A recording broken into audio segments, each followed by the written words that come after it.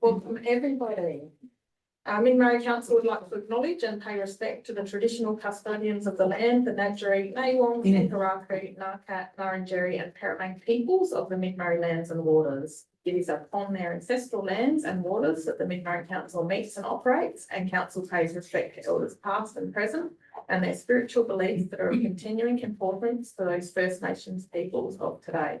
Council further acknowledges the contributions and important role that the First Nations peoples continue to play within the community, and we extend that respect to any peoples in attendance here today. On attendance. Present, apologies. Councillor Hammond is an apology. On leave is quiet, and welcome John. Today. Confirmation of minutes. So we have a recommendation that the minutes of the ordinary council meeting held on the 18th of February 2025 be taken as read and confirmed. Do I have a member for that? Councillor Barber. Thank you. Councillor Gregor is seconding that. Does anybody have any discussion wish to speak on that item? If not, we'll put that motion up. All those in favour? And against, that is carried. Confirmation of minutes. The minutes of the special council meeting held on the 18th of February 2025 be taken as read and confirmed. Do we have a leader? Thank you, Councillor Schultz. A seconder, Councillor Barber. Thank you. Any discussion? Would anyone like to speak on that? If not, we'll put that motion up. All those in favour? Against, that is carried. Declaration of interest. We'll just go around the room to see if council members are to disclose general and material conflicts of interest in relation to items of business within this agenda. No.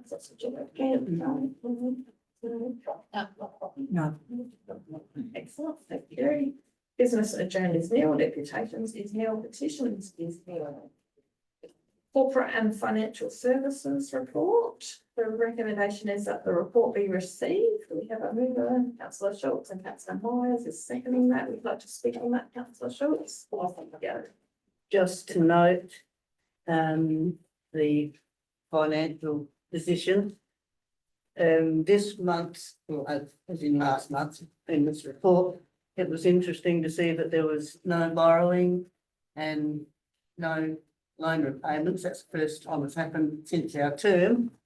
And in the 26 months prior to that, we had, it was when we took over on the 30th of November 22, the total loans were just over 8 million, and they're currently just under 7 million. And of the 26 months, yeah, there have been 14 months where council has borrowed money and 12 months where council has paid loans off. So if you take that into consideration, we're gradually getting our nose in front. Just good. We certainly are, but we do have some asset management stuff that will bring it back up. So some of it is because we haven't done things, but we're not in the position that we were. Who seconded that? Councillor Lyon, would you like to speak on that? No, I'm fine, thanks. Perfect. Councillor Tchotchke. You, good man. Yes, I just wondered whether we could have if there's any update on the sale of land, and I see that we've received another 20,000 for the rates arrears this month, which is good. And I was just wondering whether there's any update on the foreclosure side of that. Through the chair, currently we're still in the throes of appointing an agent to sell the land. So there's a meeting in regard to that tomorrow. So it's unfortunately it's not progressing as fast as we would like, but it is progressing, and we're still getting some people still paying. So but I think there's a couple of what do they call them, the not the native Australians, the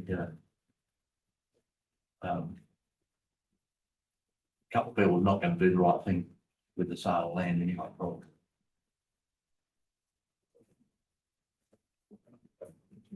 Thank you. Does anybody else wish to speak on that or have any questions? If not, we'll put that motion up. All those in favour? Against, that's carried. 9.2, amendment. Sorry, John, sorry, you're sovereign citizens, is- That's the word I was looking for. Thank thank you. you. Yeah. Clarifying, just working through that in my own mind. Thank you for reading. The recommendation is that the report be received and that council adopts the budget review with a net operating surplus of 3.078 million and revised total loan borrowings at the end of the year being 8.754 million, being a decrease of 0.418 million from the December budget review, incorporating the changes listed in the summary of budget changes for the 2025. We have a member. Councillor Barber, thank you, Councillor Davis for seconding. Councillor Barber, would you like to speak on that? No, Councillor Davis. Okay, anybody else wish to speak on that or questions? Councillor Todrick Peck and then Councillor Schultz. Yeah, through the mayor, thanks. This, just following up from what councillor Schultz said about the funding situation. I see that the asset renewal funding ratio is 220%. That just be explained, please.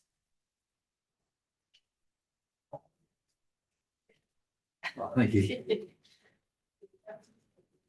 I guess we've lagged behind a little bit with some of the renewals over the past years and we're budgeting to catch it up. So it does exceed what we would normally do in a year.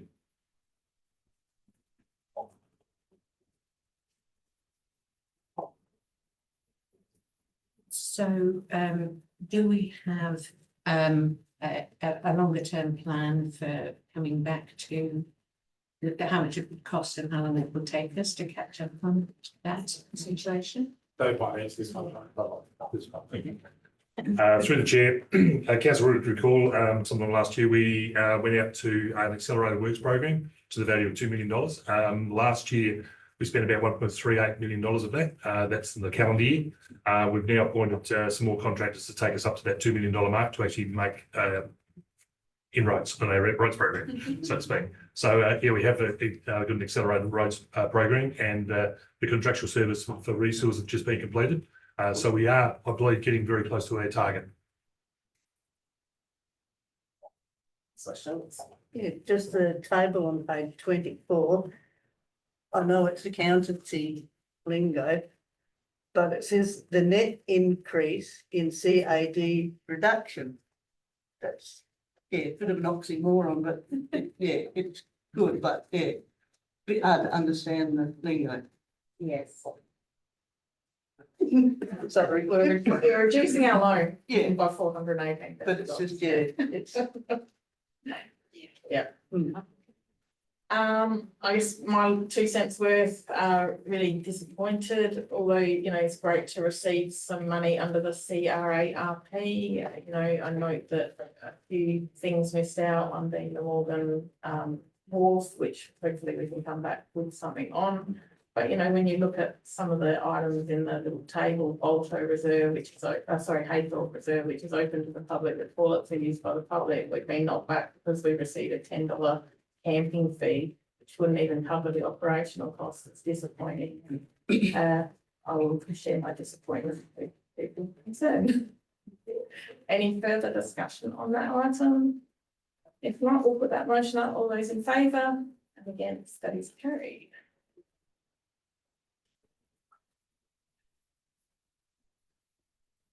Ten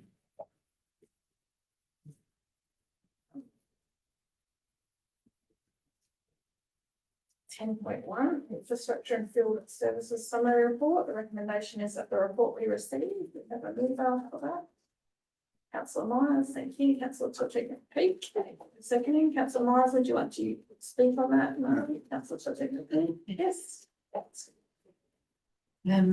I just want to say, well done on page 59. You talk about setting the service standards for the maintenance works, and because that really helps with the scheduling following the standard setting, doesn't it? Yeah, so that's a really good thing because there's national standards, aren't there, that we can use. Yeah, so that's just a comment.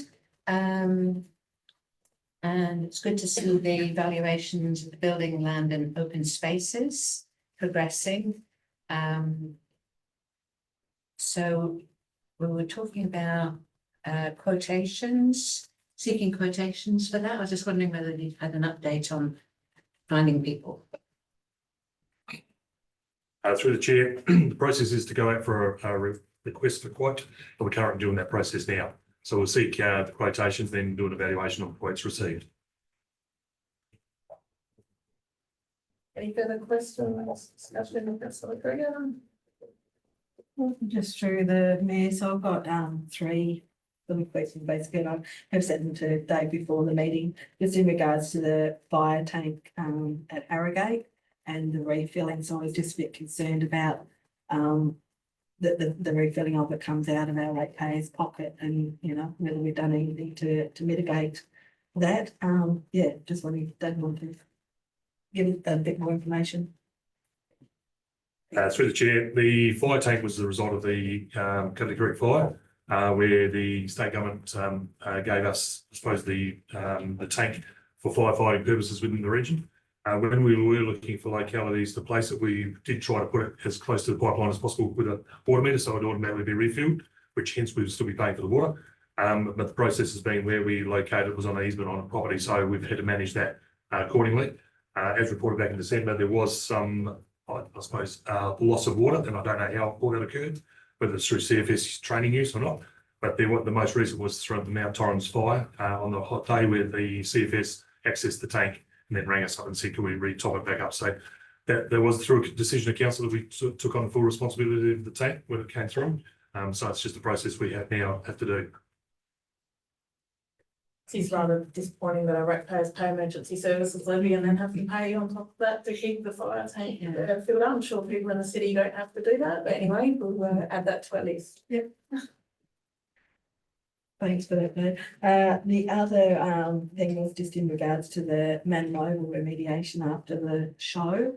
I know that we sort of normally leave any sort of work until after that sort of happens, but there has been some damage which has caused the works department to do a lot more work and a lot of things. I'm just wondering whether we should actually write to the Show Society and just advise them that this has sort of occurred, so they know, because they will have insurance for, you know, things above and beyond.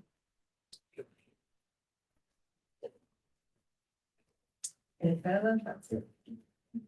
Yeah, the third one was just a thank you from community members up at Bow Hill at a CAP meeting. One of the respondents came up to me and sort of said that she wanted to thank Dave for his work that he sort of did up there and meeting with them and everything. So we often get a lot of brickbats, but this was actually a posy of flowers. So I just wanted to, I haven't let him know that by email, but I just think it's really sort of good. So thank you.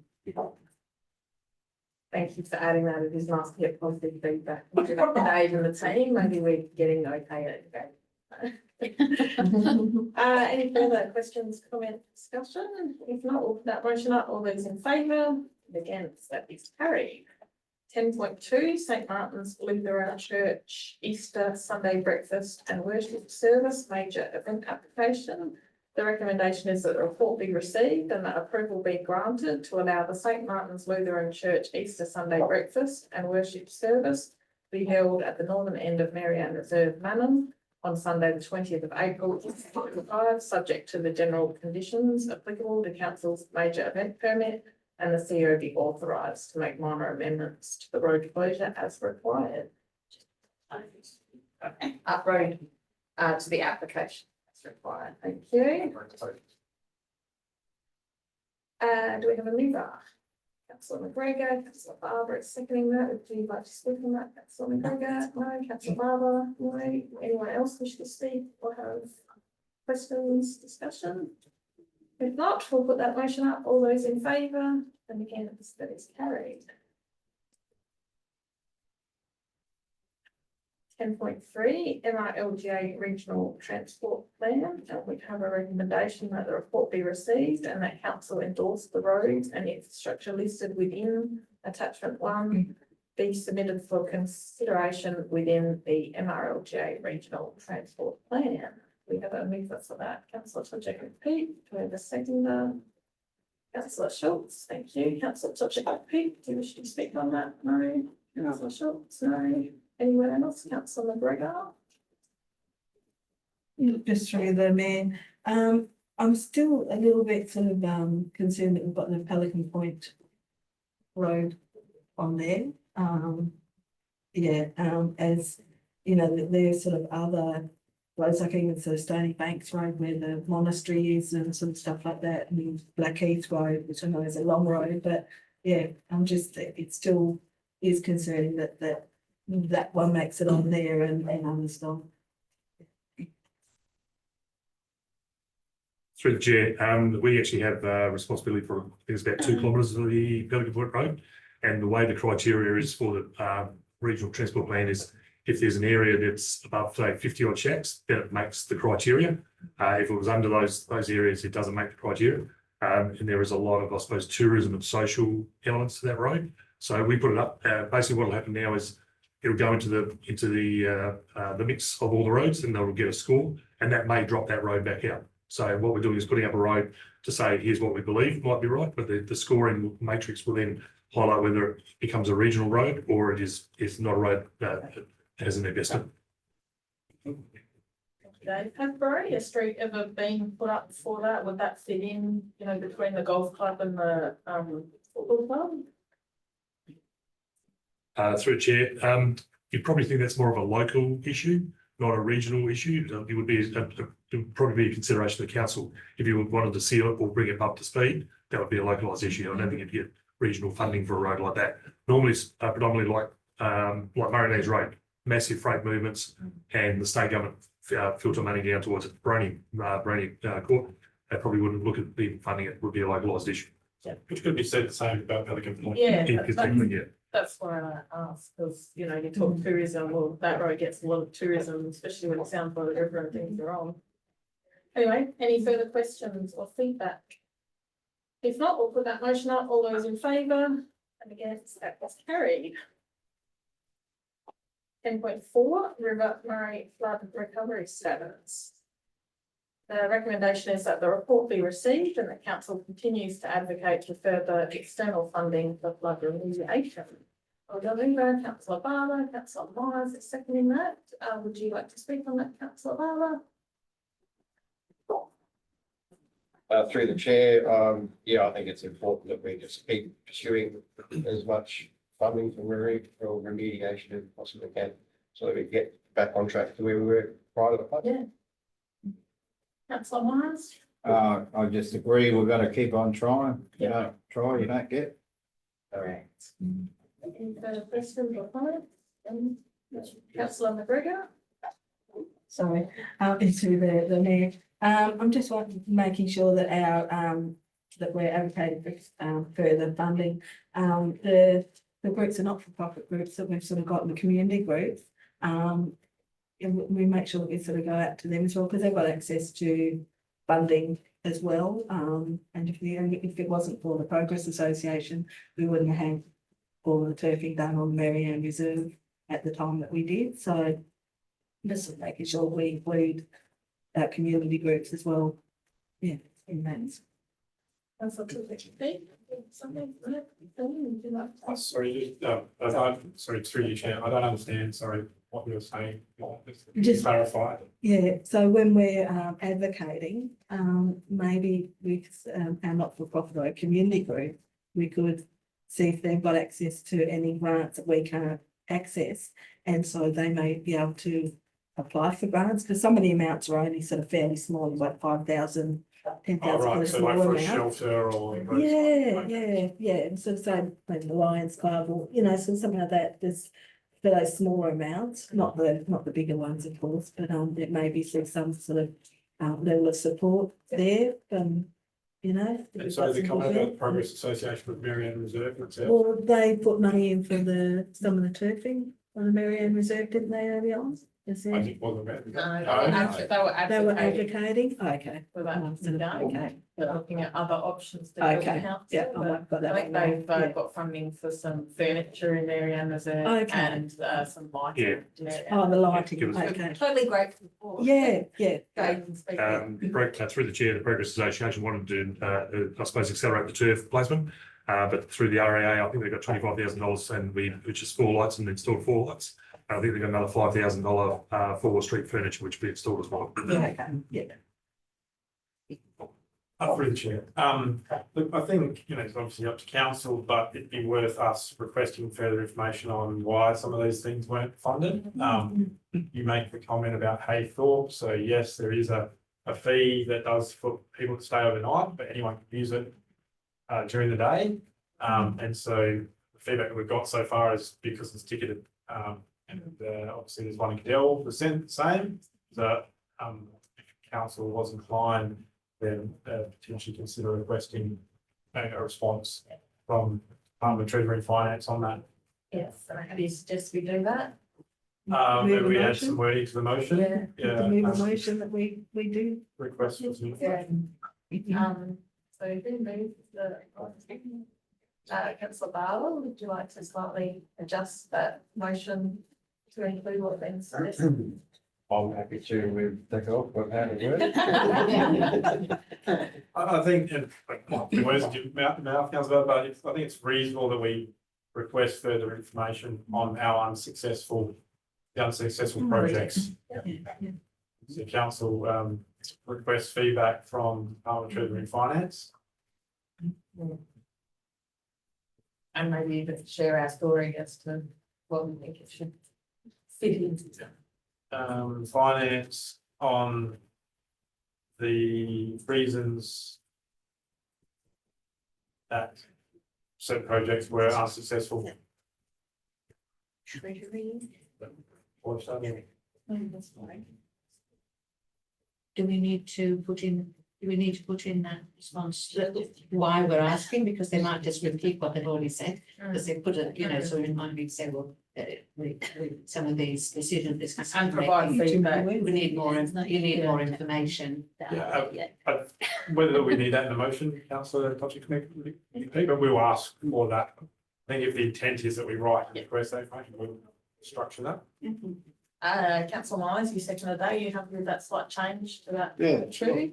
So point two now says council continues to advocate further external funding for flood remediation and request feedback from the Department of Treasury and Finance on the reasons that certain projects were unsuccessful. Well, it's about the craft, so. Yeah. That was number three. That makes sense. Make it number 3, so. Thank you, Karen.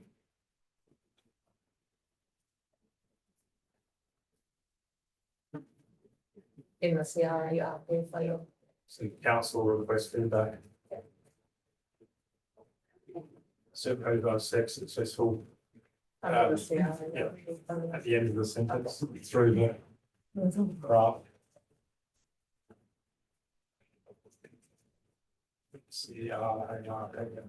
Full, right, and full. P.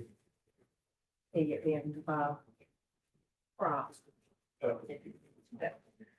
Happy with that? Yep, happy with that. Yes, any further discussion, questions, councillor Schultz? It's probably a dumb question, but for the weed eradication and vegetation clearance, does the landscape board or land care have any funding that can be accessed? We can ask that question. Not a dumb question. Yeah. We will. Yes, very dumb question. I think they got the grassroots grant. Yeah, that's what I was thinking. So that, and that will be under the advocating for Correct. external funding, so perfect. Good idea. Any further questions? Discussion on the plan? If not, we'll put that motion up. All those in favour? Against, that's carried. 10.5 infrastructure agreement draft, Summerfield Best project. And we all received that by email. The recommendation is that the report be received, that council note the infrastructure agreement with the developer of Summerfield Battery Energy Storage System site. And the CEO be authorised to sign the infrastructure agreement, and the CEO be authorised to make minor amendments to the infrastructure agreement as and where required. Councillor Tochick Peak, Councillor Barber is seconding that. Would like to speak on that? Councillor Tochick Peak, Councillor Barber, anyone else wish to speak on it or have any questions? Leave that. If not, we'll put that motion up. All those in favour? And against, that is carried. Good. 11.1, dog registration fees for 25-26. And we have the regulatory services coordinator Mark here to answer any questions. The recommendation is that the report be received and the following schedule of dog registration fees for 25-26 financial year be endorsed and, be adopted instead of endorsed, and the chart is in front of you, hopefully. Do we have a mover for that item? Councillor Myers, do we have a seconder? Councillor Barlow, thank you. Councillor Myers, do you wish to speak on that? As a dog owner, I think it's all reasonable and fair. Councillor Barlow. Anybody else? Councillor Tutsi, repeat, then Councillor Schultz. Thank you through the mayor. Yeah, it's great to see at the end of the report that you're confident, but we'll get break-even position if we go with this recommendation. Yeah, through the mayor. Adding to your report, we've got the neighbouring council areas, their charges. Just a point of interest to Coorong. Council for a standard dog, they're $25 a dog and $50 for a non-standard. Karoonda East Murray, the same, $50 for a non-standard, 25 for a standard, and Goyder is $75 for a non-standard and $40 for a standard dog. And traditionally, I went back through my records in the year 2017 and 18, that was I'll just do the standard fee was $35, 18-19 was 35, 19-20 was 35, then 2021 it went up to $37.50, which is, pretty minor. 21-22 it jumped to $40. 22-23 remained at $40, 23-24 remained at $40, and then last year it went up a little bit to $42.50. Given that traditionally it has stayed the same for quite a few years, I think, and it went up last year, I think it would be fair that it remained the same this year and then consider putting it up next year. You've got to figure out people are doing it tough, cost of living. It's just, I think we've got to be a bit responsive to that. It's not all just balancing council's books. We've got to be a bit reactive to how people are doing it tough. I won't vote in favour of this motion. I prefer it to remain the same this year. Yeah. I understand what you're saying. I think council had previously provided some information to the staff that they wanted to break even, so that people that don't have dogs aren't paying for the people that do have dogs, because those people are doing it tough as well. And I think that's how the report has been written, to make sure that we can get to a break even point. But whether you're suggesting that we try and make savings, I'm not sure, because somebody has to pay that $3 per dog if we don't put the fee up, and should it be the people that don't have dogs? So. Yeah, but I mean, the same can be said for anything the council does. I mean, some people are going to pay for something that they don't use. It's Like swimming pools. that's it. It's Mark? Just through the chair, when we have the consideration for the increase of the fees, trying to pay off between, or play it off between doing an increase every year or waiting a couple of years. If we do have 2 years of a stable registration fee, then potentially the third year is going to be a larger increase to make up for the increase in wages and the costs that are incurred. So the consideration that we put forward with this year's increase, last year we had it proposed that it was going to go from 80 to 85. Council during the meeting, this is the non-standard fee. That's the fee that we set, and then everything has the rebates off of it. council decided during that meeting to drop it down to 83, but there was not the corresponding drop with the non-standard, the standard fee and the others. So this year's increase for a standard dog is 50 cents, as opposed to what it looks like going from 83 to 86 being a $3 increase.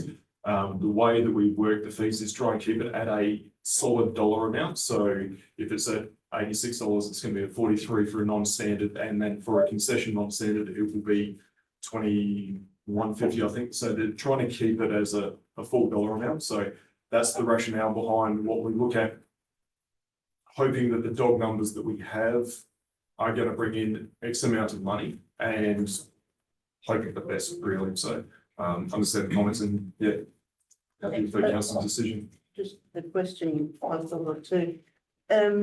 How many non-standard dogs are there? How many standard dogs and how many working dogs? That probably would be interesting to know.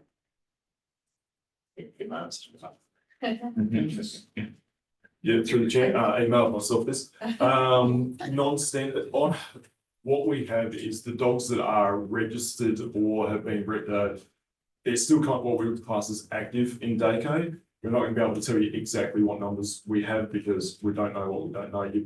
We're working off the data that's in there at the moment. So non-standard, 394, standard dogs, 946, a concession non-standard is 408. So that'll total out.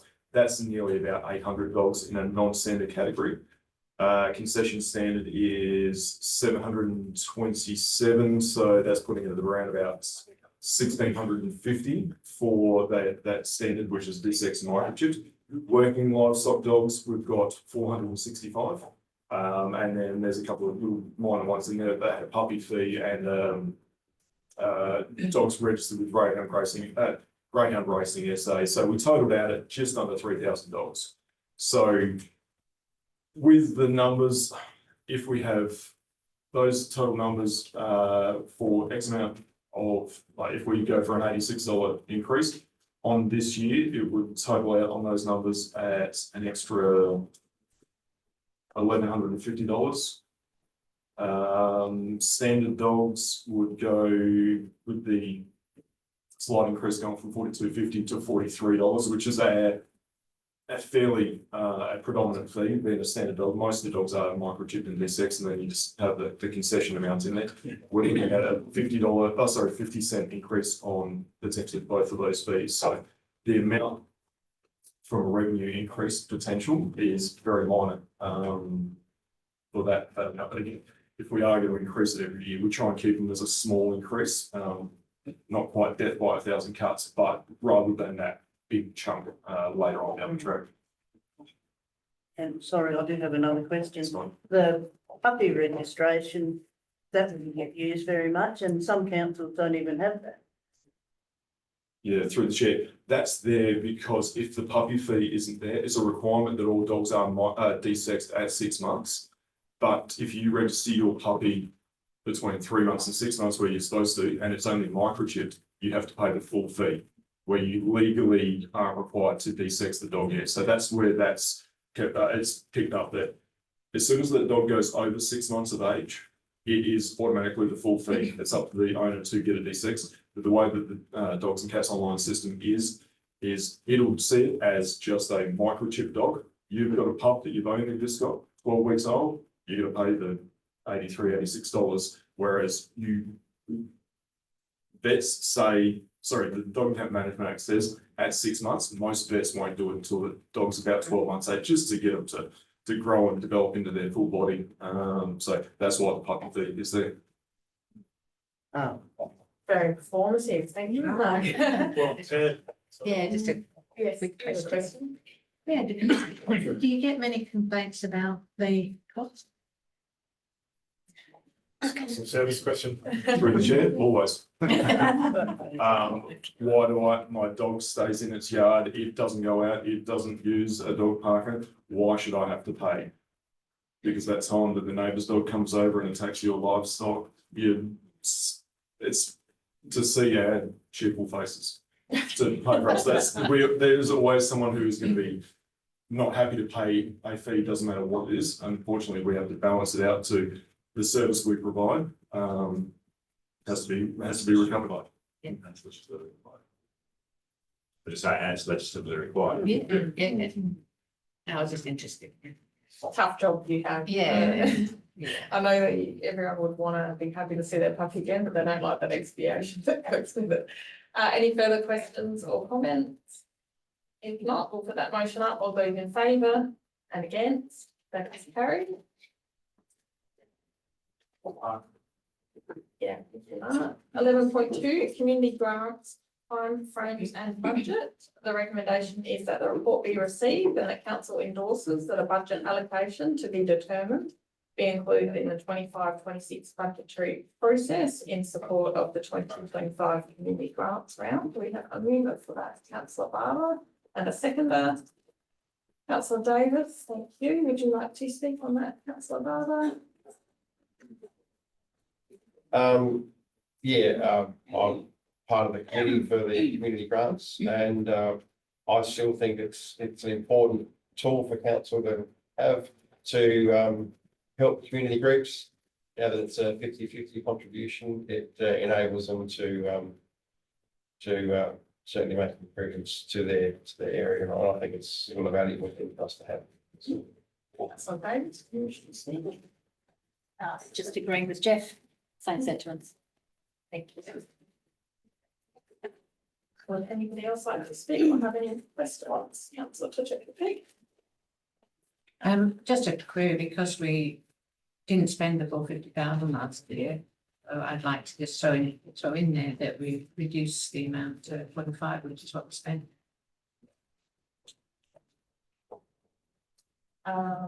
So that is to be determined, so we can have a chat during budget preparation on that. Yeah. Any further questions? No, no one else wishes to speak? No, we'll put that motion up. All those in favour? Against, that is carried. Thank you. 11.3, Swan Reach Township Swims Concept Design. The recommendation is that the report be received, that public consultation be undertaken in accordance with council's public consultation policy and the engagement plan for the Swan Reach Swims Concept Design, with findings to be reported to council once engagement is completed, and that a prudential review be undertaken internally, subject to adequate resourcing during the public consultation period, and a report be presented to council. Have we got a mover for that? Councillor Myers, thank you, and a seconder, Councillor Barber, thank you. And we have our EHO and our mental health officer, Caroline Thomasy, for any questions. Councillor Myers, do you wish to speak on that? I'm all in favour of this, but I'd just like to know how it's going to fit in with Mark's Landing. Mhm. The whole, to me, it makes sense to have one big one. Yeah, so through the chair, Mark's Landing project will run separately to the township project because the Mark's Landing isn't captured under the funding deed from the state government. So at this stage, we're focusing on the township. We did get an indicative sort of costing to put Mark's Landing in. But like I said at the briefing, the LGA committed that if we proceed to detailed design, that they are happy to fund further investigation and costing to do both Mark's Landing and the Swan Reach Shack swims to connect into the township. However, if we do Mark's Landing and the Shack swims, that will need to be funded by council. That will not form part of this funding. So we're just focusing solely on the township for this project. So Caroline, just for the chair, so clarify, so they're willing to invest in a scoping of the broader project, but any costs associated, if it was to be delivered, would be funded by council. Correct, and that is because, and that is because they are existing swim systems. The funding deed works on public and environmental health risks and focuses on properties that don't have the service at the moment. And it is a very generous offer for the township. Who seconded that? So would you like to speak on that? Through the mayor, I think it's a great concept, and I just really hope that the community is accepting of it and gets behind it, because, and like you said, it is a large amount of funding to help the situation. So and a great thing for the growth of Swan Reach. Any further?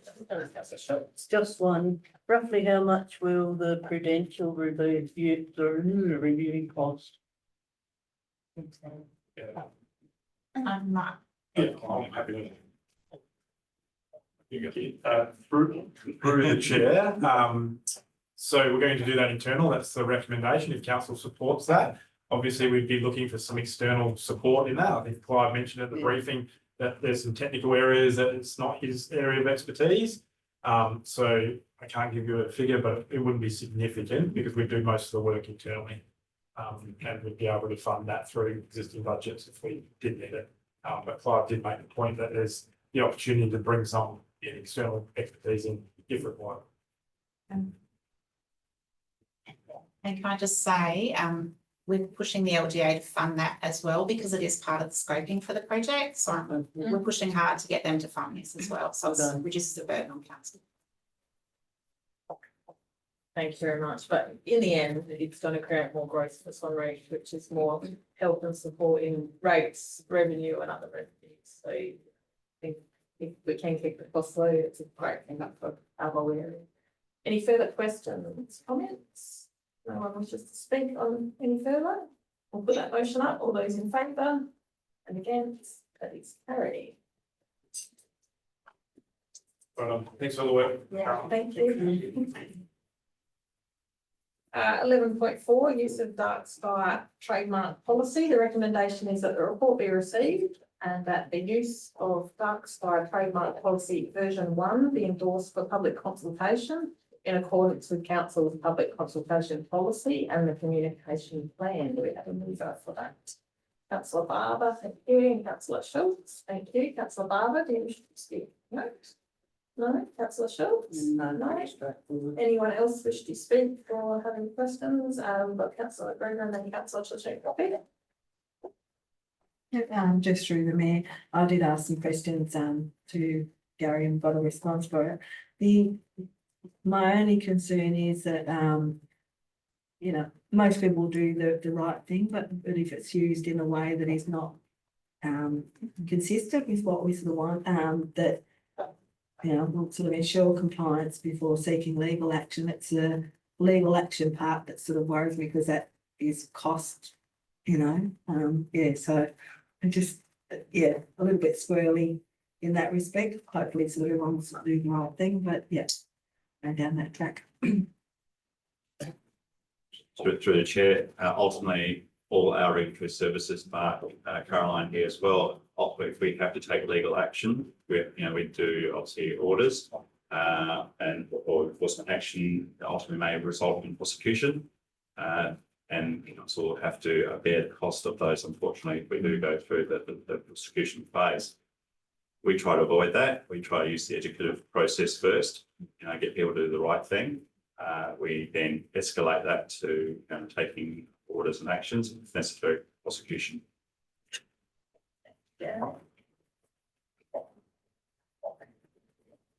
Get through the map. Yeah, just on page 125 in the report says that at present there are 2 known entities that are using the trademarks with inferred council authorisation. It's a bit cheeky, isn't it? So is that partly why you want to go through this process, I'm assuming? That is correct. I mean, ultimately, council owns the trademark, so you need to authorise who's able to use it. So having this policy gives you the strength to actually enforce that requirement. The fact that they have been using it up until now, it's probably generous on the part of council. So we need to now go through a process of negotiating with those entities as to how they will continue to use that. Yeah, because trademark has value, intrinsic value, so that's where there's an offset to the legal costs, I think, in the intrinsic value of being able to charge if somebody requests use of it and so forth. Yeah. Thank you. Any further questions, discussion, you wish to speak on that? If not, we'll put that motion up. All those in favour? That is carried. 11.5, reserves, private moorings and river structures policy. And the recommendation is that the report be received, the submission summary report be received and noted, and the proposed actions in response to the submission be accepted. The reserves, private moorings and river structures policy version 1 be amended, as amended be endorsed. The reserves, private moorings policy version 2 be revoked, and the proposed fee schedule as outlined in the report be adopted and added to the council's fees and charges register. The CEO be authorised to make amendments of a minor nature and or technical nature as part of the finalisation of the reserves, private moorings and river structures policy version 1. That is the river. Councillor Chujik Peak and Councillor Barber is seconding that. Do you wish to speak on that? Councillor Chujik Peak, no. Councillor Barber, no. Any questions, feedback, or anyone else wish to speak on that item? Councillor McGregor.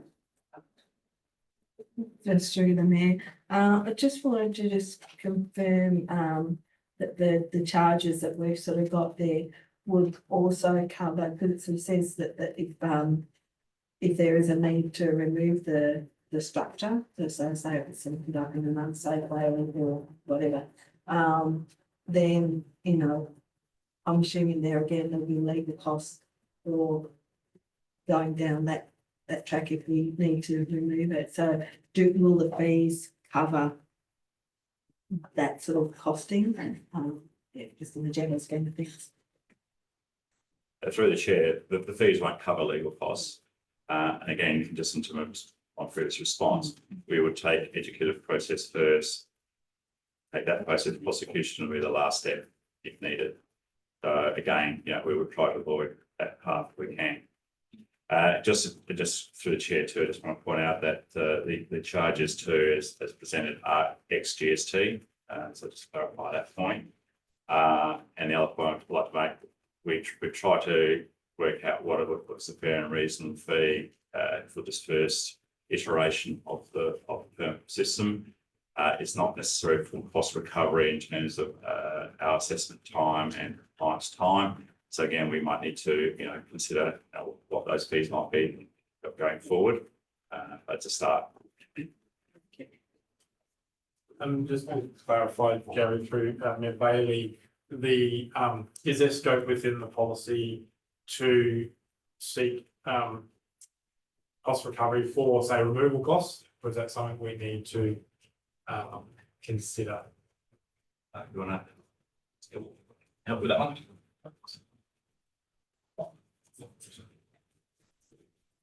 Sorry.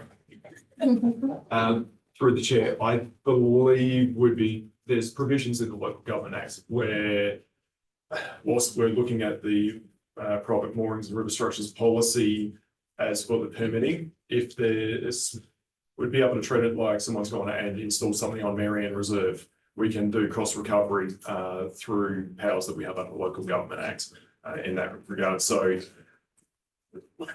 it's not the same as if we can put a charge back onto a property. There will be the ability to be able to try.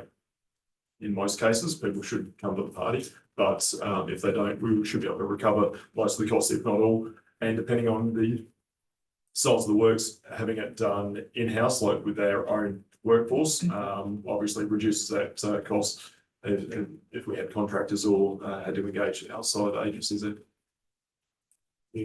And for recommendation 6 allows us to provide some minor changes to the policy, so we consider that we need to modify it, Gary, to make sure that we're covered in that space with them with that. That sounds lovely. My question and my concern about risk, and that's what I was going to say. Thanks, Ben. He's stealing my thunder. Any further questions, feedback? If not, we'll put that. Just a question, sorry, just to come through, Mayor Bailey. The item 6, sorry, this one's got a type recommendation that talks about the fees and charges. And this is just pointed out that we should actually include the fees and charges in the recommendation, not just reference the report. So if the mover is comfortable with that, having us put that chart in put there. the chart into whatever number that is. Thank you. As outlined below, yeah. Yeah. chart. Very good. Any further questions? If not, we'll put that motion up. All those in favour and against, that is carried. 11.6, access to documents relating to development applications policy, and the recommendation is that a report be received and that the access to documents relating to development applications policy version 1 be adopted, and that the CEO be authorised to make minor amendments of a minor and technical nature as part of the finalisation of the access to documents relating to development applications policy. We have a mover. Councillor Myers, thank you. A seconder. Councillor McGregor, thank you. Councillor Myers, did you speak on that? It's pretty straightforward to me. Perfect. Councillor McGregor? No.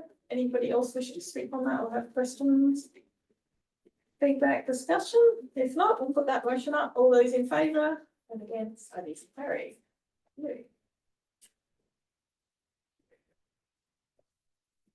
12.1, final submission, remuneration tribunal review of minimum and maximum remuneration for local government chief executive officers. The recommendation is that a report be received and that the final submission lodged with the Remuneration Tribunal of South Australia is noted. We have a mover for that. Councillor Chacheka-Peake and Councillor Barber is seconding that. You should speak on it. Councillor Chacheka-Peake, Councillor Barber, anybody else wish to speak? Comments, questions, feedback? If not, we'll put that motion up. All those in favour and against, that is carried. 12.2, Manning Golf Club improvements and request to waive development application fees. The recommendation is that a report be received, that council consent to the installation of the 131 square metre equipment shed at the Manning Golf Club site located at Belvedere Road and Douglas Street, Manning, being ground record 6257/506 as set out in Manning Golf Club letter of request and plans, subject to the necessary approvals being undertaken. The Manning Golf Club Incorporated is entirely responsible for the installation, maintenance and replacement of the equipment shed, and that council agree to waive the portion of the development application fees totaling $549.55 associated with the development application for the equipment shed. Do we have a mover for that? Councillor Chacheka-Peake, thank you. Do we have a seconder? Councillor McGregor, thank you. Do you wish to speak on that? Councillor Chacheka-Peake, no. Councillor McGregor, yes.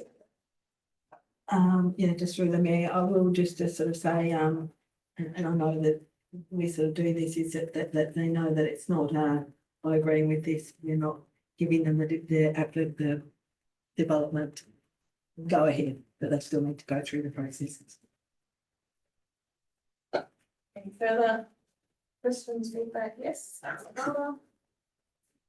Through the chair, I've just got a concern. There seems to be a pattern that we're being asked to waive these fees.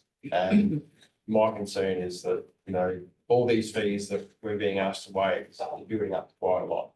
And I think that we need to be covering our admin costs. So there may be a reduction in fee maybe, but I think that we need to be covering our admin costs in processing these applications. Yes, our policy allows for that, and that's why it comes to council, that it allows for us to do that. It could be seen as a little bit of a community service. They're improving that land, they're providing that to the community, but it's definitely a discussion that council can have.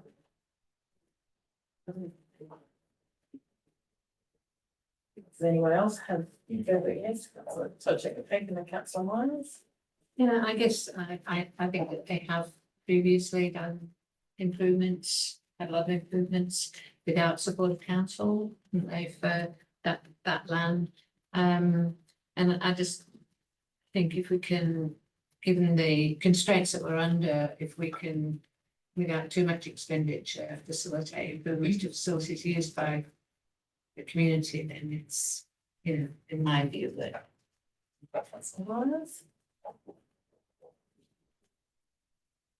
Just following on from councillor Barber there, maybe not referring to this club. But maybe we could request we look at their financials. I mean, there is a lot of difference in a a very small club that struggles year to year than a big club that's got many, many thousands in the bank and ask them for $500 relief. I think it needs looking at. Maybe a bit of a briefing item that we can have a look at our policy and what we can add to the policy to make sure we're looking at. Any further questions? Feedback, anyone wish to speak on that? Councillor Barbara? Through the chair, I just wanted to point out that I'm not having a go at this type in particular. I'm just saying, generally speaking, we get asked to waive a lot of fees. And yeah, over a 12-month period, it's adding up to quite a lot of money. Add that to the briefing. The best watching me because just questions the second time. Okay, sorry. Any further questions, feedback or discussion? If not, we'll put that motion up. All those in favour and against, carried. 12.3 Blanchetown Pistol and Shooting Club proposed lease. Now, I have been asked to let you know that the communication plan was just a little there's some changes. It wasn't the final communication plan, so we'll pass them around and we'll allow some breathing time for council to read the small changes. But I was going to suggest and ask council if you would like to suspend the meeting procedures and just take leave of meeting for 10 minutes, maybe to discuss this, because we've had some feedback from councillors. I just need 2/3 of the room, so hands up if you're happy to take leave for 10 minutes. And we'll pass this around, you can read it during that process. Maybe it depends. Separate reading time. Can I post where the conversation goes? Yes, We may not need to read it, so maybe hold off. Yeah, let's hold it for reading, have our discussion, and then we'll add some time for reading. Is that okay with that? Should be. Otherwise. Yeah. Okay.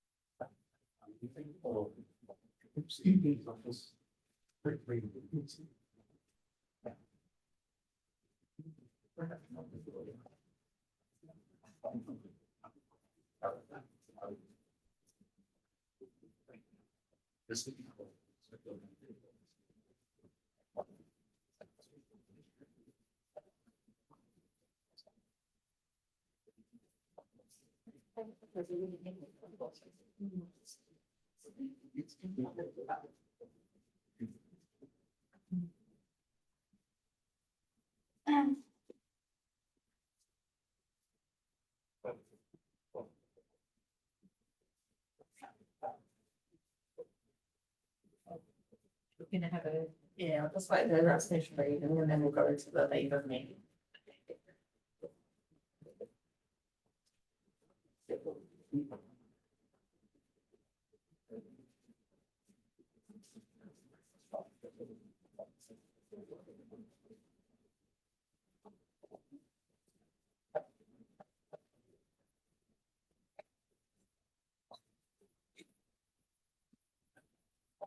It looks like everyone's finished. Let's just give it on 10:30, so we have 10 minutes.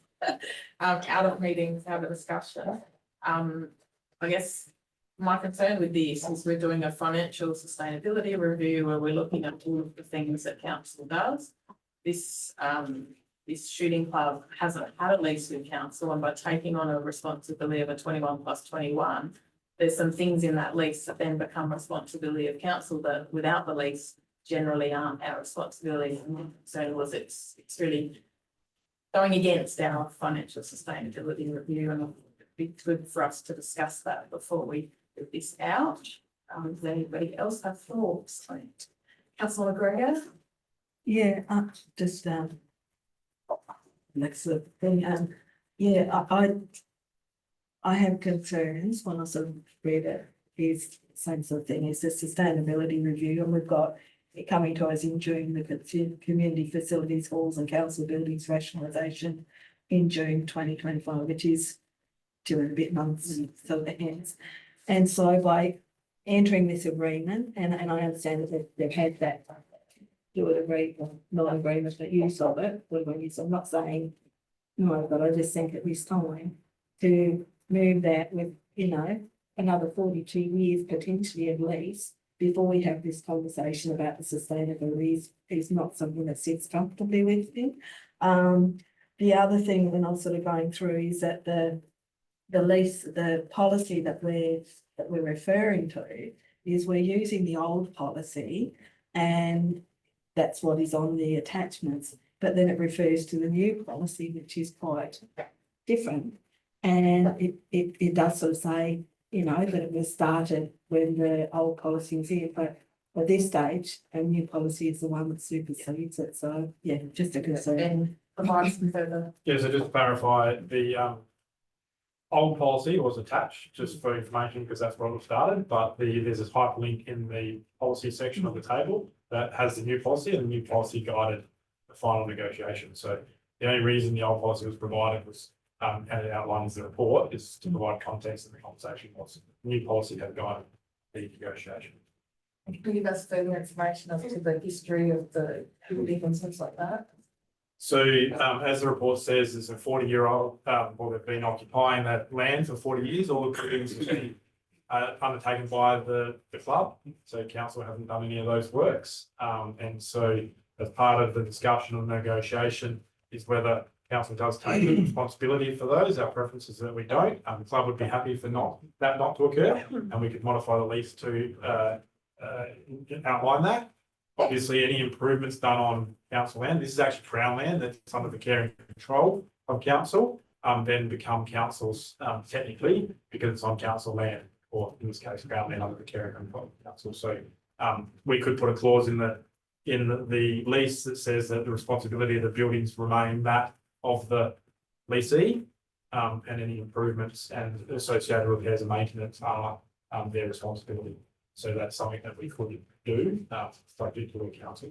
And I understand Councillor McGregor's point. Obviously, we've got a policy and a direction from council to progress leases, both renewal and ones that are non-existent, which there's a few of those.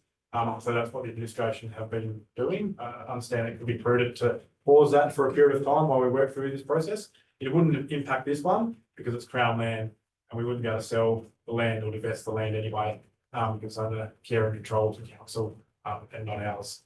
Obviously, to do that, we would need to go through a process. If it was community land under or our community land, then we would need to do the verification process, which we've done in the past.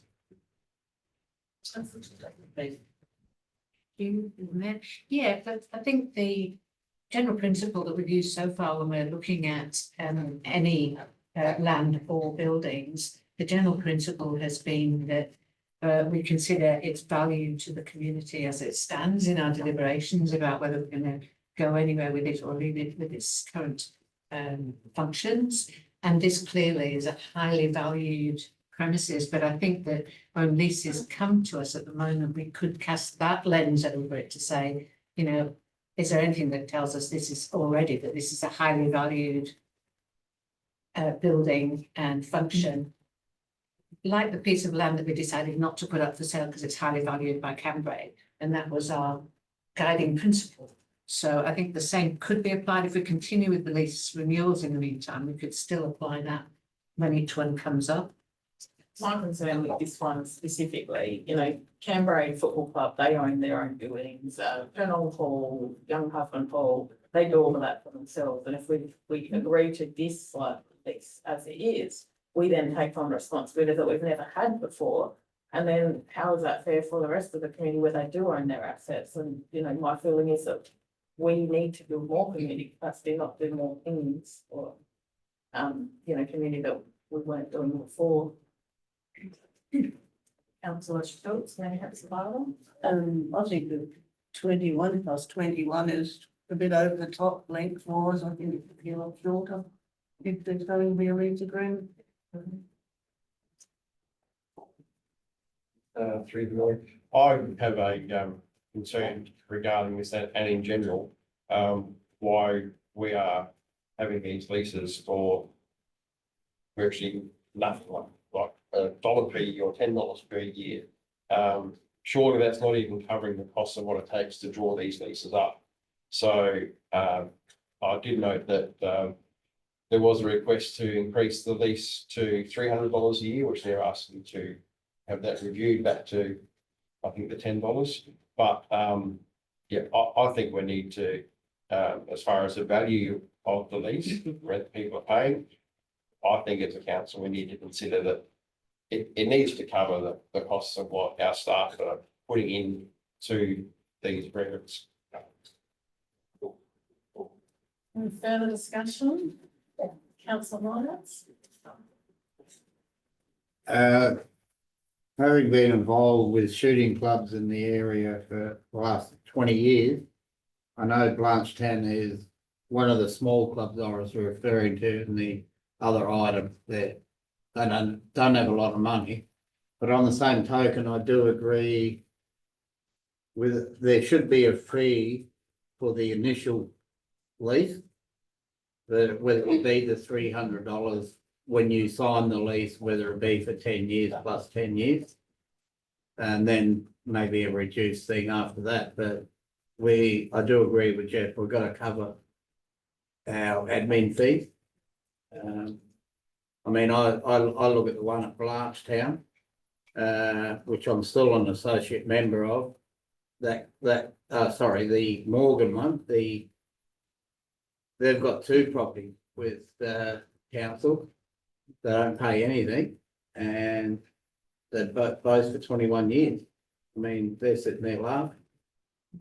So we've got to set a standard somewhere. And our policy does that, and that's why we need to go back to the policy, and I think it was the government manager at the time said anyone gets these should be charging what it costs the council. Yeah, it's just a pity if you're going to set the standard today, that it's this little club that's going to cop it. Yeah.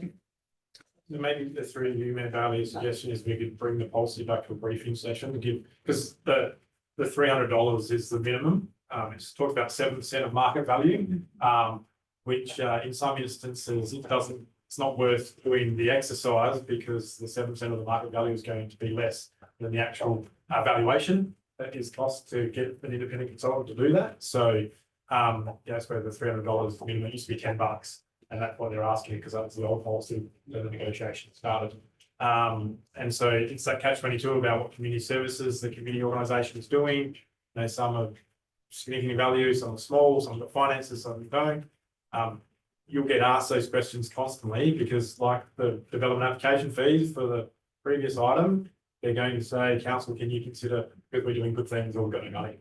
So you constantly you're going to have to answer these questions. So maybe suggestion is that we brief again on the policy. Maybe we defer this, adjourn this, the technical term is, and we give that some further consideration because the policy guides what council is doing. Then if there is a feeling from the elected members that we should pause for a period of time while we work through this process, noting that this one is on Crown land, so we wouldn't be able to get rid of it anyway. That gives us, post that. With what's been discussed about, small groups and how much money they've got and whatnot, I mean, I'm involved in community groups. I know what's involved in fundraising, and I think that these groups shouldn't really have much of an issue with having a reasonable fee attached to the groups. Like the ones that I'm involved in, like I said, they're only small groups. We do a fair bit of fundraising, and if there was $100 fee or $200 fee attached to something, there wouldn't be an issue with paying them. That's just one. Well, I think the suggestion of Ben's is a good one. We'll go back into meeting now if that's a. I've just got one. Maybe a question for Dave Hassett, seeing the ex-Blanchetown resident. So how often do the Blanchetown Pistol Club contact council wanting something done on? Through the chair, I don't have any recollection of the Pistol Club actually contacting us in regards to anything. I know that they have a water supply from the community water system, which fills their water tank, but other than that, I've had no contact with them. One of your favourites. Okay, They we'll do go shoot back- on them. we'll go back into meeting proceedings now because we've set out 10 minutes. There was a suggestion by the CEO that maybe a different motion to defer this and come back to council briefing. So I'll put it to the room. You can either accept this recommendation that's up here or an alternate one. Have we got an alternate one? Just that the matter be deferred and discussed in briefing. Councillor McGregor. Yeah, I would move that the matter be deferred and that, so that we can have an opportunity to look at the policy. Yeah. But also, to receive the report on the community facilities halls and responsibility. As well, so we have all that information. Yeah. Great. Just to clarify, are you just looking to defer or are you putting conditions on the deferral? Defer this item as point 1 and point 2. And is just the, Well, that's coming back we anyway. look at, yeah, That's could we look at this? So defer this item, Just, defer this item for further, and a further report to come back to council. You happy for that? Yes. We have a seconder for that. Councillor Barber, thank you. Would you wish to speak on that? Councillor McGregor? Yeah, I just think it gives us an opportunity to do our due diligence in a whole range of things are in the background. It won't, the Blanchetown Pistol and Shooting Club still have what they've had previously, so we're not stopping them from doing what they're doing, but I just think we need to look at it. And I do agree with councillor Myers, it's just a shame it is a small group that we're sort of choose to do this, but we have to draw that line on the sand. Yeah. So perhaps we also maybe need to look at leases in general, like I don't know whether we can add to this motion with any leases or renewal leases that we put a stop on. I think it'd be prudent to have a briefing so that we make an Okay. informed decision. So if we have a briefing and then a report, further report come back to council, then we can make an informed decision. I don't rush a decision. Happy to go. Councillor Barber, would you like to speak on that? No? Anybody else wish to speak or have any questions? So the motion at the moment is that item 12.3 be deferred and a further report come back to council. You okay with that, Vanessa? Yes, perfect. Any further discussion? If not, we'll put that motion up. All those in favour and against, that is carried. 12.4, Morgan Projects lease fees Downer Group, and I think it's another one with a little blank, so it might be prudent for council to suspend meeting procedures and maybe have a 10-minute discussion. Can I just show of hands if you're happy to do that? That's everyone, thank you. So we'll go out of meeting at 10:44. And I'll throw it to the room. It's like Myers. When we go back in, I'd like to move point 2 with the whole 143 to be spent in the Morgan area. Okay, so we're not making decisions in here, we'll just. No, throw things on the I said table, when, I asking said questions. when we go back in. Any further discussion on that? Councillor Barber? We use microphones. Yes, yeah. So I've actually got a question. The 4.6 million that was invested in the Morgan community, what actually was that? What was the investment? so through the chair, I've got the summary notes that incorporated it, and it doesn't include everything, because it doesn't include general maintenance, or doesn't include any investment that's gone into the alley, which is well over $1 million. But the capital works program includes works to the Murraylands Road, widening reseals, again, Murraylands Road, Cadell Road reseal, Morgan High Street, Morgan Northwest Terrace, so capital works programs that we do through Dave's area around roadworks, stormwater project, installation of township banners, rejuvenation of sporting grounds, further roadworks, playground timber repairs in the playground, repairs and upgrades of Morgan and Cadell playgrounds.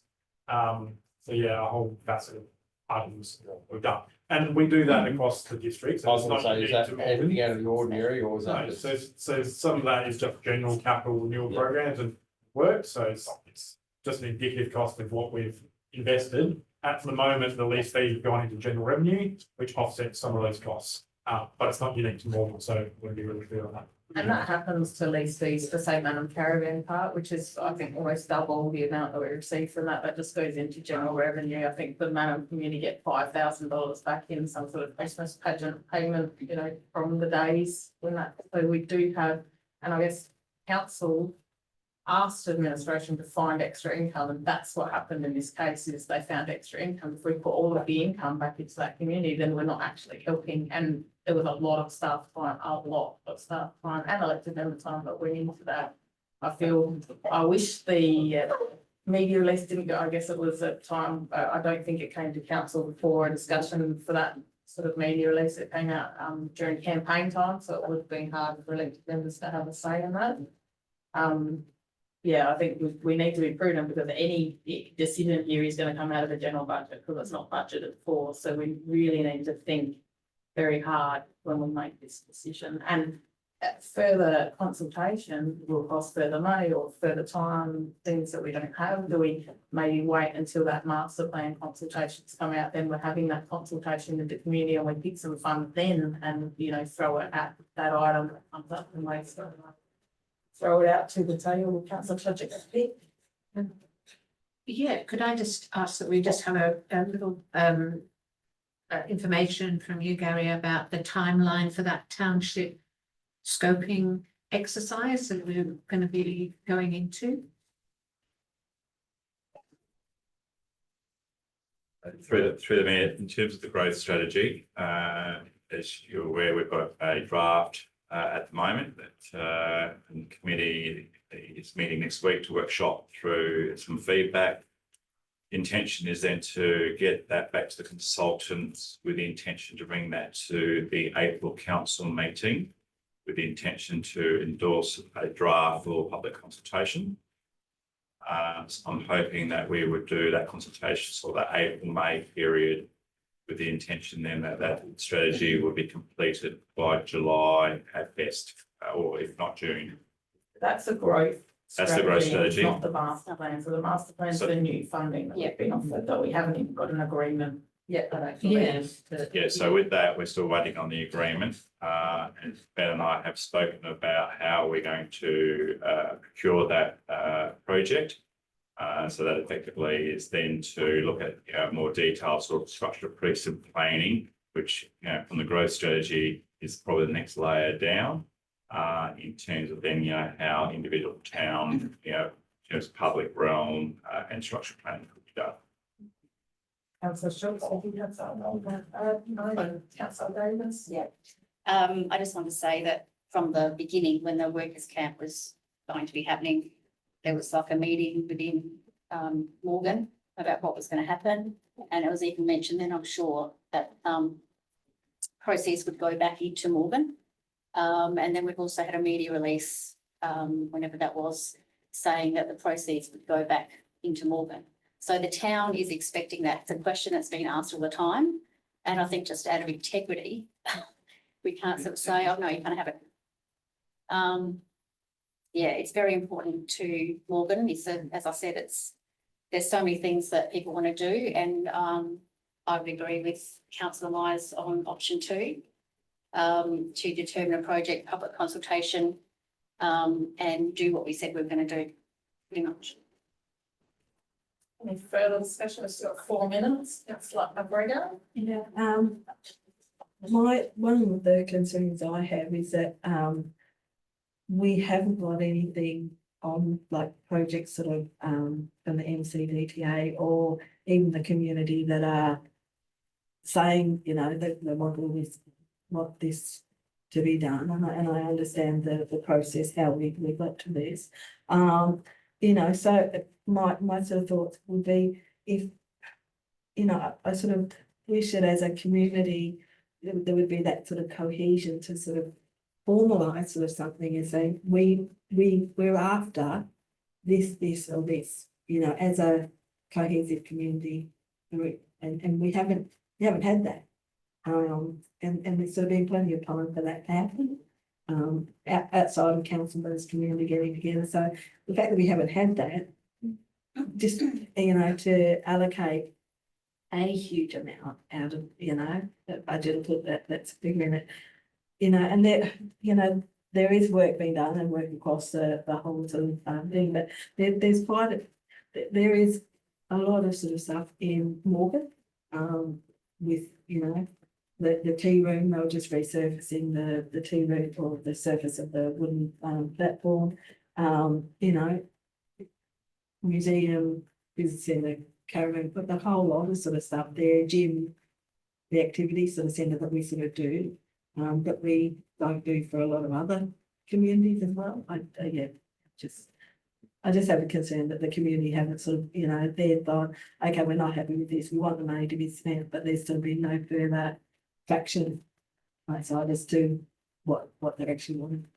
Yeah, it's going to be very difficult to get the whole community to agree to a project, councillor Davis. I was just going to say that has been a discussion with MCDTA looking at replacing the toilets at the institute. And I've seen plans and things, so that was kind of where they were heading with what they would like to spend down the money on. But obviously, I just think it needs consultation to see what the community wants. I mean, I've heard talks of a skate park, and I think to have something in particular that Downer money was for is, they can own that. So that's just how I. Next time there's income producing activity that. Yeah, potential that absolutely. really wants to do. Yeah. Councillor Myers and councillor Bartlett. In referring to projects, they don't necessarily have to always come from the community. There's a project at the tea rooms that you mentioned, like to do the plumbing. Now, I know that's been on council's agenda to do for the last 12 to 13 years. In that period of 13 years, we had the Spirit of the Murray doing regular stops at those tea rooms. And how they were fed was by an outsider who's made money because we didn't have any plumbing in the kitchen and we weren't allowed to cook food. Where the volunteers could have cooked the food, made the money for, well, whether it be, would have went into council revenue anyway to be used there. But that, and all they got to do is run a line across to the swim scheme that's already there. End of story. But Barbara, we've got 1 minute. Yeah, because it states that there was an intention right from the outset that a percentage or a portion of the proceeds would be invested in the Morgan community. I agree in part with what councillor Davis said, that we do have a commitment there, and I'm not necessarily saying the whole amount, but I think that there should be some money invested. Tough decision for council, so our time is up, so we will go back to the council meeting procedure.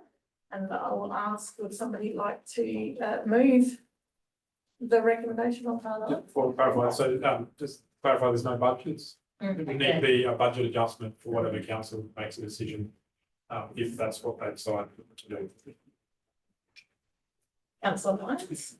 as I said, I'll move point 2 with 143. So councillor Myers is moving that the report be received, that council allocates an amount of $143,000. Yep. for projects within the Morgan area and community consultation to be undertaken to determine suitable projects. We have a seconder, councillor Davis is seconding that. Would you like to speak on that, councillor Lyons? Do I have to repeat everything that's already said? If you want it formally, I think you can. Well, basically, the money was promised the Morgan community over a long period of time, and I just believe we need to stand by our guns and give the community the money. If I'll just leave it there. Thank you. Who's second that? Councillor Davis, would you like to speak on that? Oh, I just wanted to say that, yeah, this has been a long-standing thing, and it was sort of a bit of a sweetener when the camper is gonna go up and stuff like that, so to sort of go back on that is, not a good look, I don't think, council. Would anybody else like to speak on this, councillor Sheets? And I'm not sure whether, well, the whole 143,000, does it have to be all budgeted for, allocated in one hit? Can it be split up? And also, if the lease preparation costs over $3,700, well, that should be deducted from the 143,000 anyway. I mean, that was a council cost, so yeah, unless you consider that to be interested, the Morgan community, I, for the amount of time that the money was in general fund, I don't know, but yeah. First question, does it all have to be allocated in one hit straight away? To clarify, nothing needs to be allocated at all. It's up to council to make that decision. The media release said proceeds, so it didn't talk about all of it. And the council could allocate it across different budget periods if that's what they chose to do. The other clarification is, yes, there was some direct costs, but tens of thousands of dollars were spent on staff time as well, which we can't put a dollar figure on because we don't allocate hour for hour. We're not lawyers and they have 6-minute increments. But there's a portion of those funds that would have been, and there was a number of issues with that development as well. And so from regulatory services and the staff that responded to those issues as well. So there's been direct costs. Council, but I'm going to figure out never. Thank you. Hang on, if you speak, that ends it, so we'll go to everybody else first. That's what you're checking. Yeah, I'd like to propose a variation to this motion. That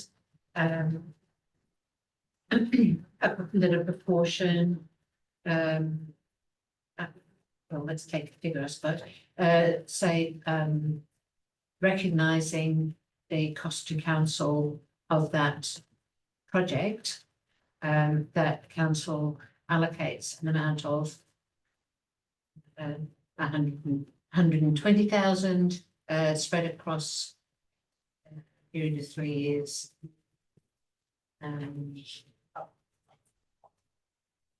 And that 120,000 would include the cost of community consultation.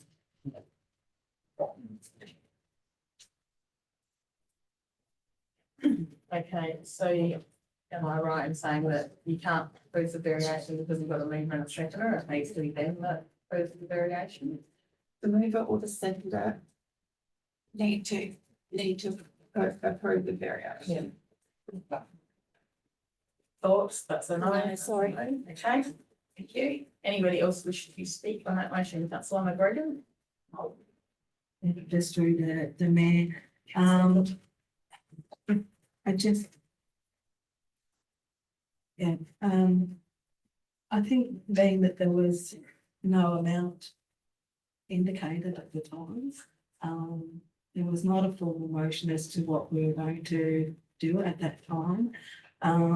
Since then, we've had floods. We've also got an ASCOSA report, which sort of points out our financial position. So there was a lot of things that were on the table before those things sort of happened.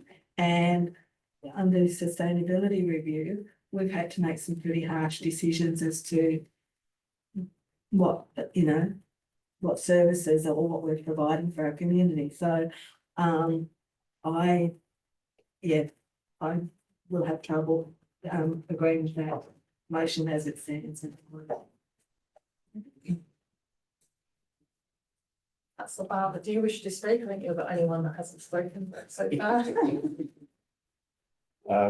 the mayor, as I stated earlier, there was an intention to spend a portion of the proceeds in the local community, which I'm in agreement with. I don't agree with spending the whole amount, but I would agree with spending a portion. Okay.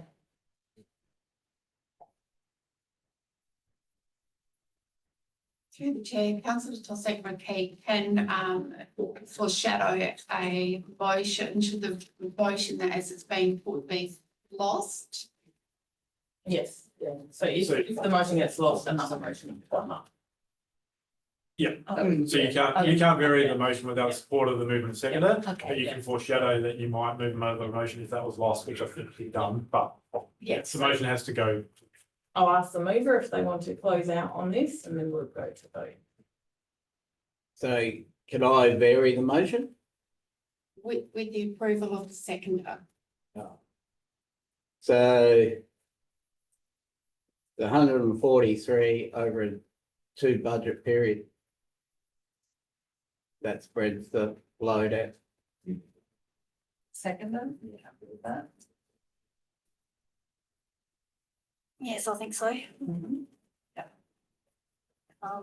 Yeah, no one can speak on that, can they? Or can they speak on variation?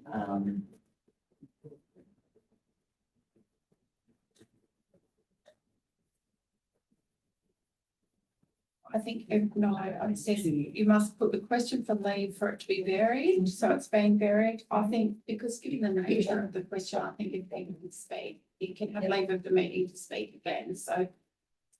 Okay. Anyone else that wishes to speak again before we put that motion up? Because my only concern is an item came up for standpipes, $210,000 and council voted against finding some money for that. It 140,000, but we do have to find the budget for it's concerning to me. I do believe, like everybody else, that some money should be going to Morgan because that's what was promised, but yeah, concerned about $140,000, a lot of money when we have some other really high needs at the moment. We closed the pooling manor to say $35,000.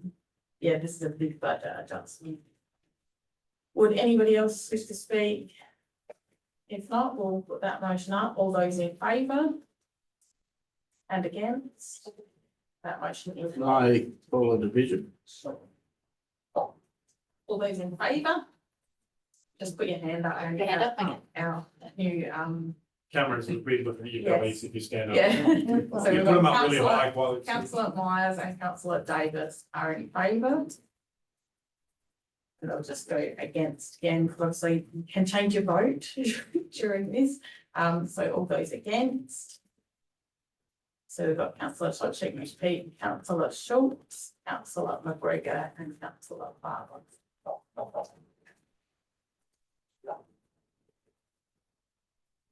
Now, as governance has advised, a new motion could come up because that motion was lost. So if anybody else wishes to move a motion, we can do that. Councillor Tosek McPhee. I would like to move. Sorry, let me just have, can we just go down up again, Carol, so I can see what the motion was? Yeah, that council allocates $100,000 for projects within the Morgan area and community, yeah, full stop. The council allocates 100,000 for projects within the Morgan area. So the report we received and Yeah, but is it worth adding, recognising that the council, that the community understandably have an expectation of some of that funding coming to their community. So is that over one budget cycle or? Yeah. Sorry, yeah, I'm going to propose spread over 2 budgets.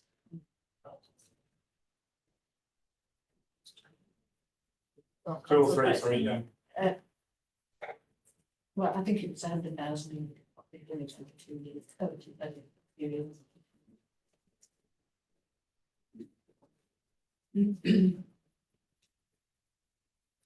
Okay, so councillor Todrick McPhee is proposing a motion.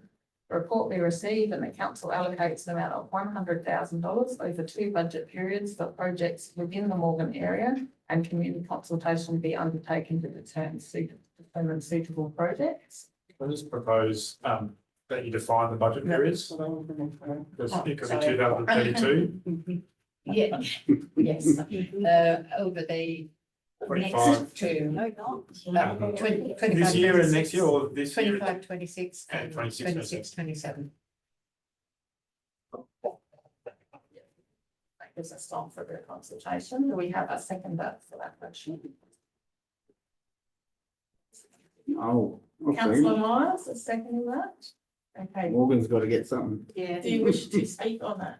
Councillor McPhee? No, councillor Myers, do you wish to speak on that? Well, Morgan deserves it, so that's why I'm seconding it. Okay, would anyone else wish to speak on that motion? If not, no more questions or discussion, we'll put that motion up. All those in favour and against? That is carried. But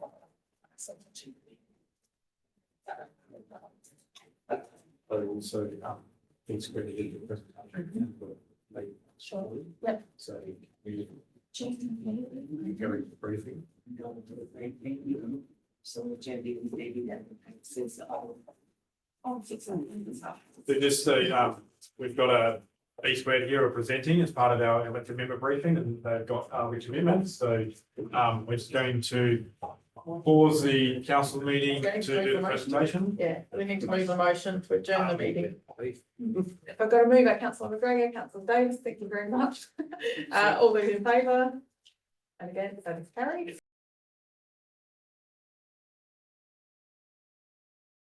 Okay, we are back in meeting, 4.5.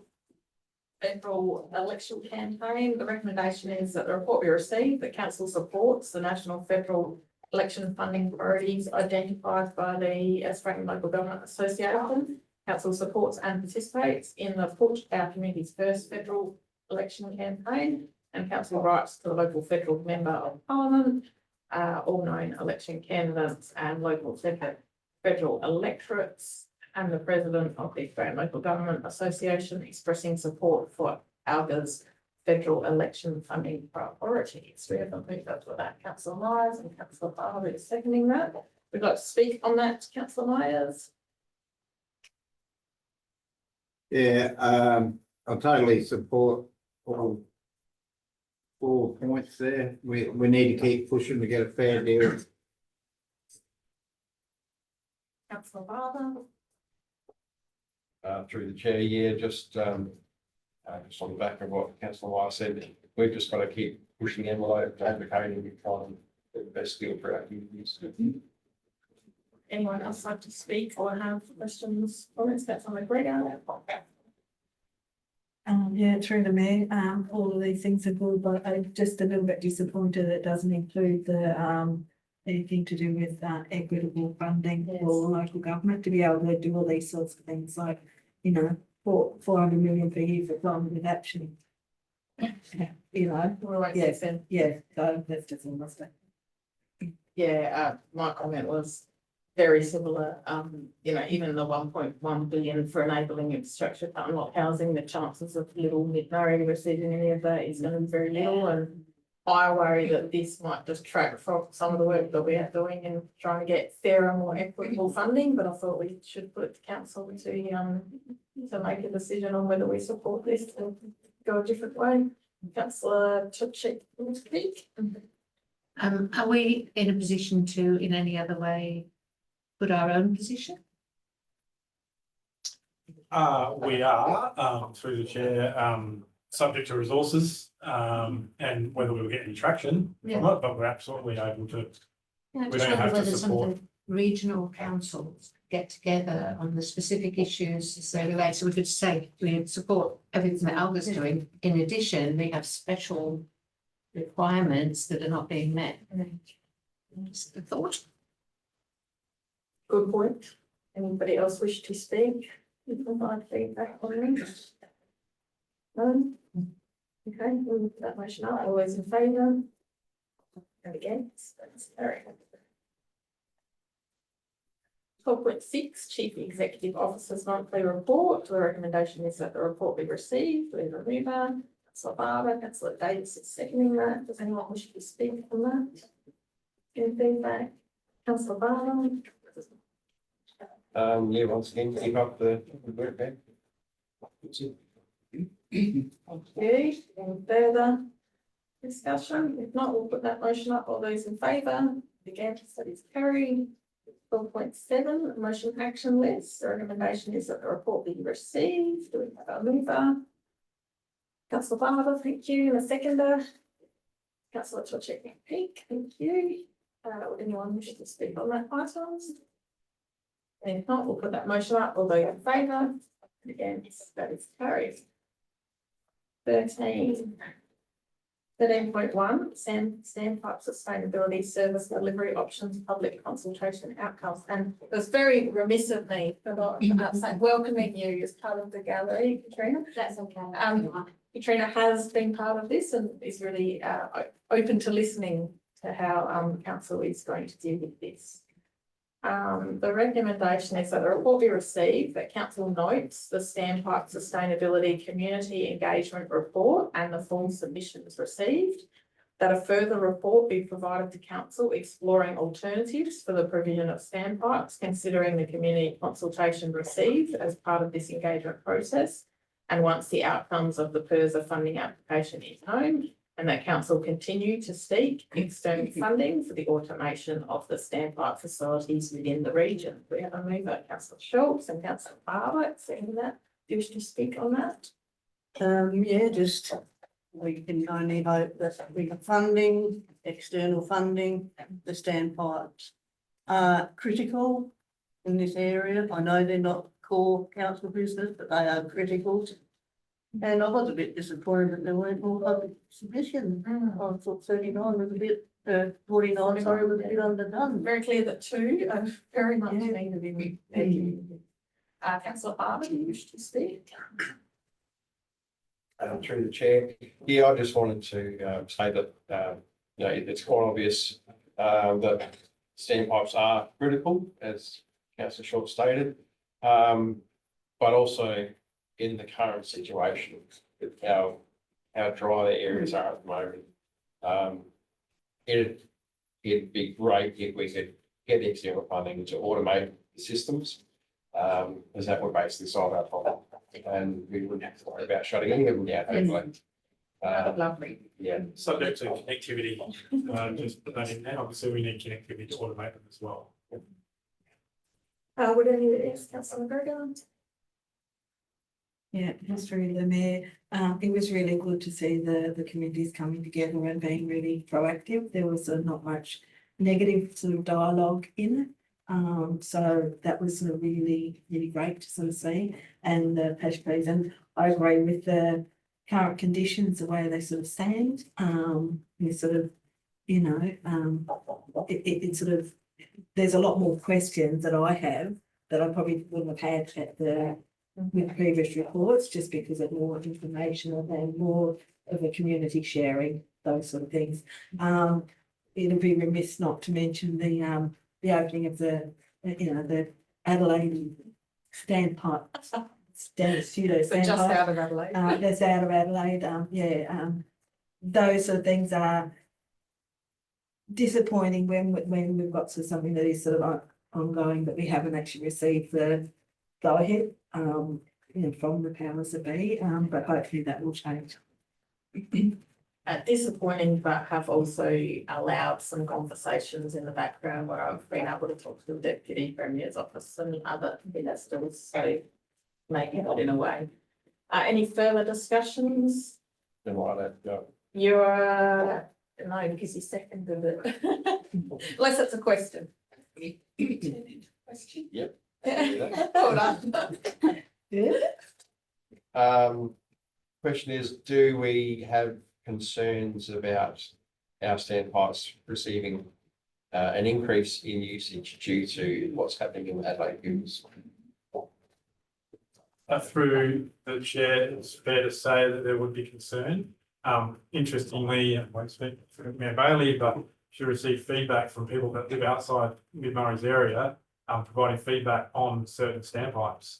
Well, that's to show that there's people from outside the area already using our current standpipes. So if I think what do we charge, Dave? $7.50 at the moment. I think other areas are potentially charging because they don't want 28. to, offset the water cartage fees. That's the issue for the Adelaide Hills. The government has said it's because of the fact that water cartage can't keep up. So that's why they've put these temporary standpipes in place. So absolutely, I think that's a fair question and concern. And look, probably just one other comment I'll make is, it is to Councillor Schultz's point, it's disappointing. We only had 49 responses and 42 of them came from two areas, being Summerfield and Stonefield. And so I take the point, it is a really serious issue. The community hasn't responded from a feedback perspective to that level, unfortunately. They have in the private. So if you look at it, if it wasn't Summerfield, 27 responses just from that concerned community, which they've obviously raised their concerns, whereas the others are limited. From communities, strong advocates, and I think they do a great job, because we need to have that to be able to know how to make decisions. Obviously, some of those responses were exactly the same. Any further questions or comments in regards to that item? If not, we'll put that motion up. All those in favour? Again, that is carried. And a big thank you to those communities that responded. 14.1.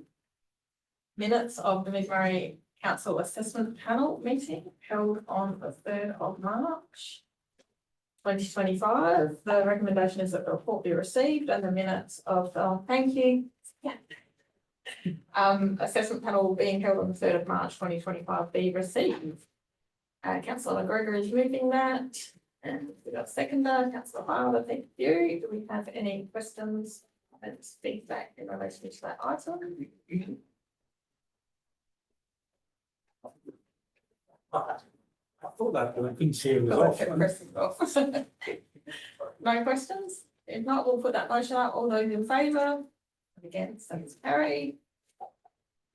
14.2, minutes of the Dark Sky Committee meeting held on the 5th of March 2025. The recommendation is that the report be received and the minutes of the Dark Sky Committee meeting held on the 5th of March 2025 be received. Do we have a mover? Councillor Schultz. Thank you. A seconder, Councillor Davis. Thank you. Would you like to speak on that? Yes. I will just speak about the page 441 in the minutes, where 8.1, it's in the minute, about the code amendment resolution that was carried at the meeting. I actually would have voted against it had I been offered a chance to put my hand up against, but I don't. You can always call the division. But if you're zooming in, it'd be hard, isn't it? But anyway, no, I think I'd disregard that recommendation, if you like, from the committee, given that there are only a few people there anyway, sort of thing. $20,000 can be spent on better things. And bearing in mind that over $30,000 of legal fees was used on behalf of this committee previously, I think the best course would be to let staff handle that process for the code amendment. They're the experts, they know what they're doing. Thank you. Is there anyone else wishing to speak on that? Oh, Gary would like to respond. Through the chair, I mean, take your point in terms of passing on to staff to do, but we'll still require to engage a consultant to do some of the work. I don't think we have the necessary resources within council to do a code amendment fully.